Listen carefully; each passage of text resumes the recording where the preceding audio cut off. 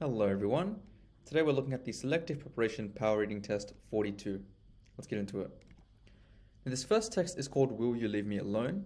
And this is one of those closed passage examples. Now you may not have seen these questions before. How it works is that we have a text here and some sentences have been cut out from them. So over here we have question 1, question 2, question 3, and question 4. And we're going to have to fill in these spaces with the most appropriate sentences, and we're going to get a few options.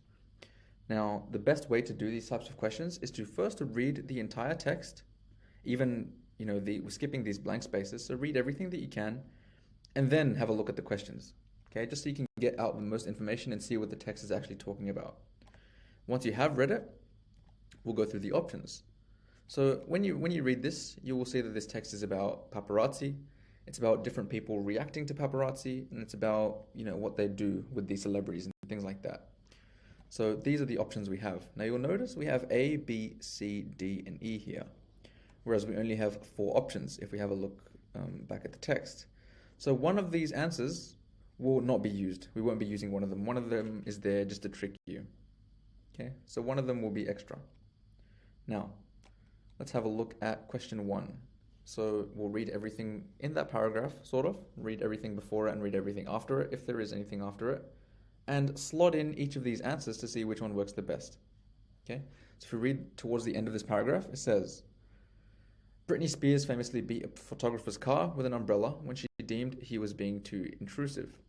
And right before this, this whole paragraph is talking about different reactions that celebrities have had. So we have Sean Penn back in the 90s, we have Madonna's man, we have Lindsay Lohan and Britney Spears, we have Bruce Willis. These are all examples of things that celebrities have done to paparazzi in the past, where they're being violent, how they reacted violently.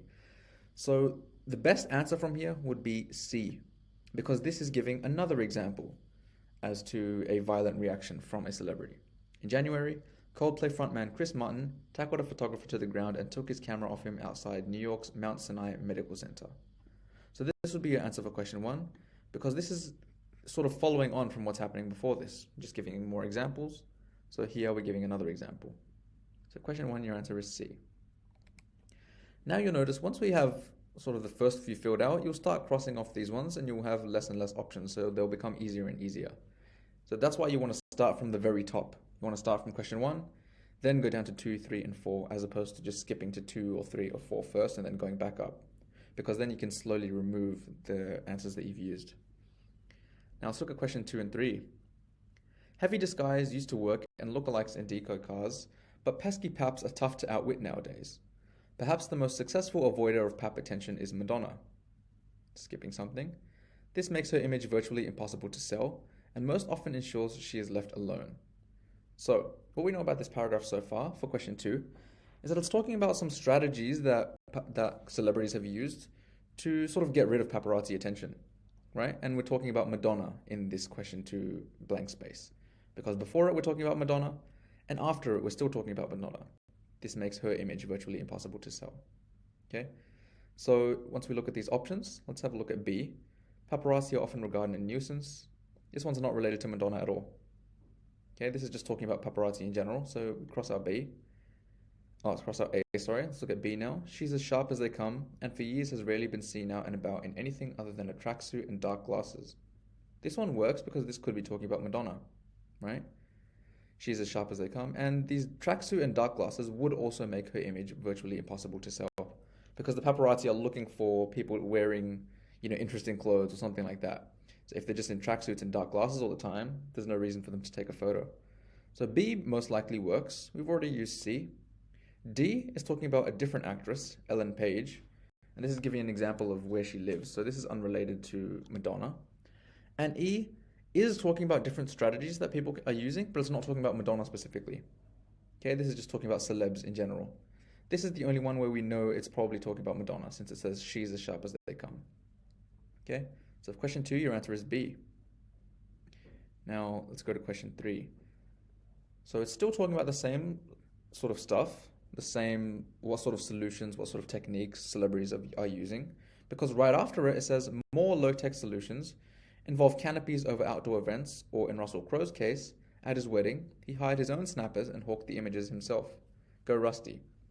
So here, she's talking about different techniques that they can use. So the one that relates the most is E.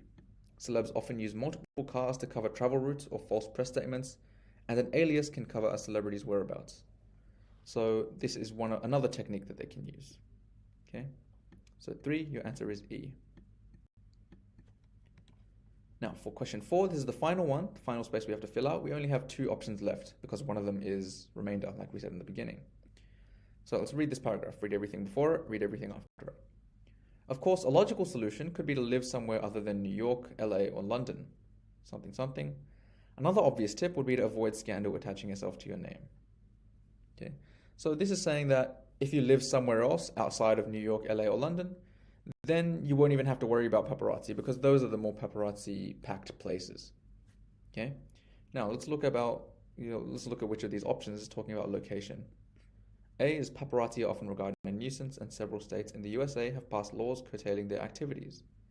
This one could work, but this one it reads more like an introductory sentence, right? It's introducing how people feel about paparazzi in general. So it's not really related to the ability to avoid them by just moving somewhere else. And D is talking about US actress Ellen Page, still living in Halifax, Nova Scotia, Canada, and you never see dodgy snaps of her. So this is saying because she doesn't live in one of these places, she lives in Canada, you never really see dodgy snaps of her, or paparazzi don't chase after her. So D would be the best answer here. Okay, now we're finished with these 4 questions. So some key points to take away from this test and things you want to, sort of strategies you want to use when you're doing these closed passage questions is first read the text in its entirety while you're skipping the blank spaces. This is a much better idea than reading the answers first because you have an extra answer, right? When you have the extra answer, you're looking for where it could go, but it's better to do it the opposite way, like it says at the tip down here, to actually look at the blank spaces first and then see what options can work in there. So test out each one and see which one creates a fluid sentence. Okay, so first step 1 is to read the text in its entirety. Then you read all the potential answers, and at this stage you would have a general idea of where stuff would go, because once you've read the text, you'll know which paragraphs are talking about what information. So you can see which sentences would fit in which paragraphs. And then step 3, final step, is to go back to the text and start filling in the answers in order from the top, using the method that we did in this text, which is just slotting in each answer and seeing which one works the best. Okay, now we're finished with this test.